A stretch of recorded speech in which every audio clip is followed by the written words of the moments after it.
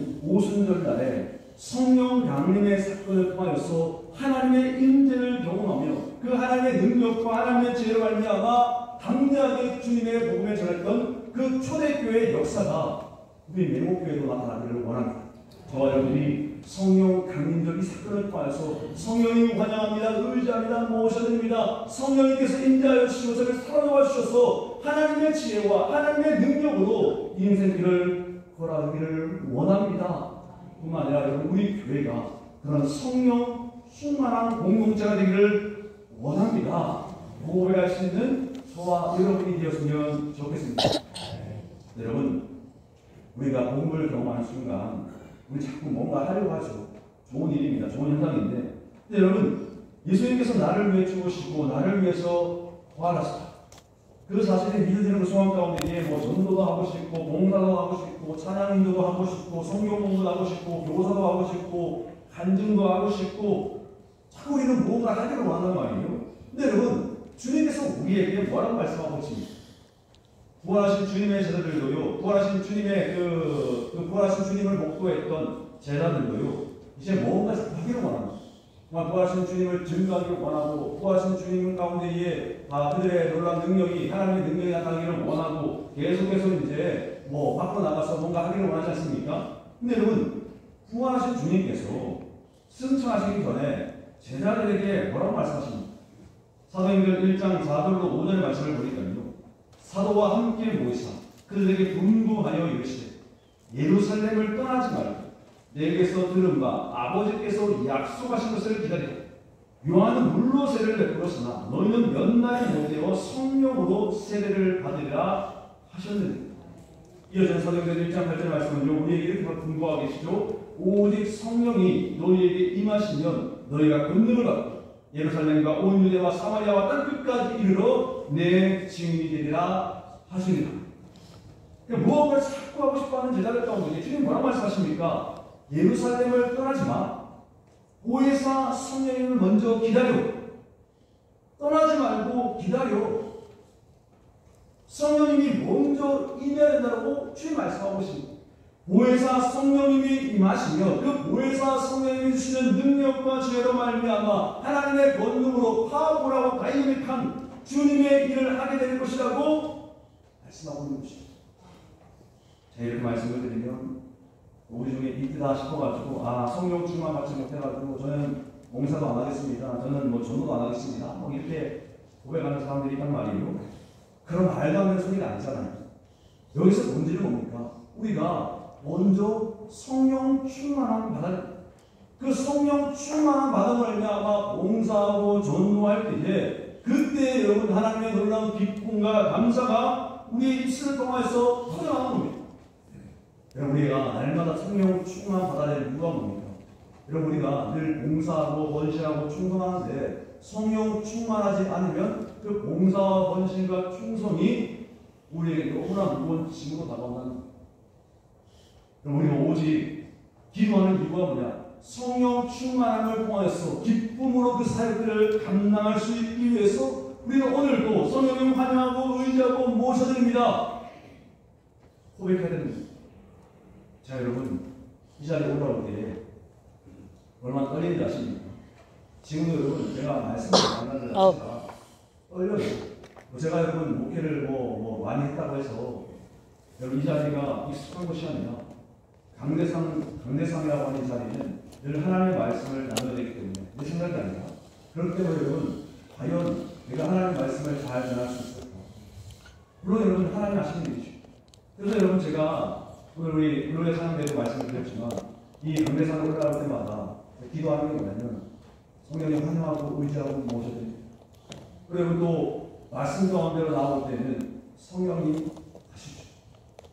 성령님 가시죠. 성령님이 일하십니다. 성령님께서 저희 입술을 충만하셨지만 하나님의 말씀을 증거하십니다. 저와 여러분들이 성령님이 주시는 그 지혜와 능력으로 말미암아 나아갈 수 있는 성령 충만한 사람들이 되야 됩니다. 이 매국 교회야말로 성령 충만한 믿음의 공동체가 되야 됩니다. 오늘 여러분 말씀해보니까 성령 충만한 공동체가 어떤 공동체냐? 세 가지가 나타나거든요. 한번 짧게 한번 나누고 싶은데 첫 번째가 뭐냐면 하나됨의 공동체. 한번 볼까요, 여러분들? 오늘 사도행전 2장 4절의 말씀을 볼까요? 사도행전 2장 4절의 말씀을 보면요. 성령 충만한 공동체가 어떤 공동체가 나타나고 있습니다. 이들이 다 성령의 충만함을 갖고 성령이 말하게 하심을 따라 다른 언어들로 말하기를 시작합니다. 그러면 성령이 말하게 하심을 따라서 다른 언어들로 말하기를 시작하고 있단 말이죠. 바로 방언을 의미하는 거 아닙니까? 여러분, 저는 순복음 목사가 여러분들에게 말씀드린 것이 아니라 기도하기 위해서 여러분 성령의 인사 가운데에서 방언의 은사를 사모하는 저와 여러분들이 되었으면 좋겠습니다. 여러분, 다만 여기에서 핵심은 단순히 방언하는 공동체가 성령 충만한 공동체라는 것을 제가 말씀드리는 것이 아니라 성령 충만한 그 공동체가 그들이 성령의 말하게 하심을 따라서 다른 언어들로 방언하고 있어요. 근데 여러분, 그들이 다른 언어들로 무엇을 말하고 있는 것일까? 여기에 대한 대답이 사도행전 2장 11절에서 나타나고 있습니다. 사도행전 2장 11절의 말씀을 보니까 우리가 다 우리의 각 언어로 하나님의 큰 일을 말함을 듣는다. 그러니까 여러분, 성령 충만한 그들이 각기 다른 언어로 한 가지를 말하고 있는 거예요. 다른 언어지만, 방언이지만, 그럼에도 불구하고 하나님의 큰 일을 참여하고 있는 거예요.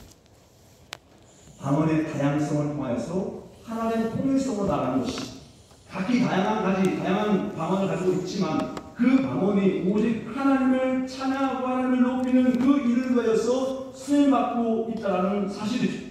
여기서 우리가 깨닫는 성령 충만한 공동체는 무엇이냐? 성령 충만한 공동체는 각기 다른 모습을 가지고 있다 할지라도 모습도 다르고 성격도 다르고 살아온 삶의 양식도 다르고 생활 양식도 다르고 심지어 신앙의 색깔도 틀리지만 이러한 다양성을 인정하면서도 함께 하나님께 시선을 고정하며 큰 일을 행하시는 그 하나님을 함께 찬양하고 예배하는 공동체, 그 공동체야말로 성령 충만한 공동체임을 우리에게 말씀하고 있는 것이죠. 두 번째가 뭐냐면 여러분, 성령 충만한 공동체의 모습이 사도행전 2장 17절로 18절의 모습에서 나타나고 있습니다. 한번 보실까요? 사도행전 2장 17절로 18절의 말씀 한번 같이 한번 읽어보겠습니다. 시작. 하나님이 말씀하시기를 알세 내가 내 영을 모든 육체에 부어주니 너희의 자녀들은 예언할 것이요 너희의 젊은이들은 환상을 보고 너희의 늙은이들은 꿈을 꾸리라. 그때 내가 내 영을 내 남종과 여종들에게 부어주니 그들이 예언할 것이요. 예, 여러분, 하나님의 성령이 임하는 순간 어떤 일이 벌어지고 있습니까? 그 교회 가운데에, 그 공동체 가운데에 자녀들이 예언을 하고 청년들은 환상을 보고 장년들은, 늙은이들은 꿈을 꾸게 되는, 여러분, 성령의 충만한 공동체가 남자와 여자가 동일하게, 늙은 사람과 어린 아이들이 동일하게, 그리고 여러분, 주인과 종이 동일하게 하나님의 그 믿음의 역사로 말미암아 그 예언과 환상과 꿈을 통해서 하나님의 큰 일을 말하게 되는데, 중요한 것은 뭡니까? 공동체 내에서, 교회 공동체 내에서 남녀노소 누구나 무시되지 않고 소외되지 않고 차별받지 않는 공동체, 그 공동체야말로 진정한 성령 충만한 공동체라고 이야기하고 있는 겁니다. 여러분, 한번 시대적으로 한번 생각해 보십시오.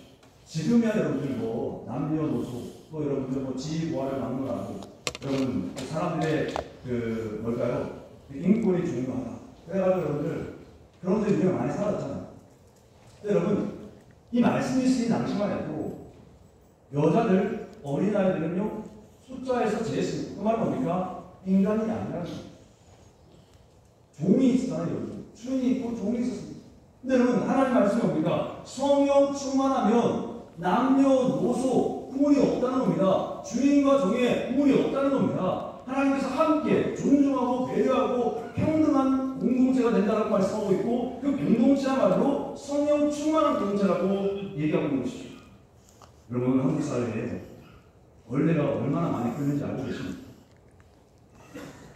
모두 멀쩡한 나무에다가 이 벌레 춤을 써가지고 어떻습니까? 한남춤 들어보셨습니까, 여러분들? 못 들어보십니까? 한국 남자 벌레.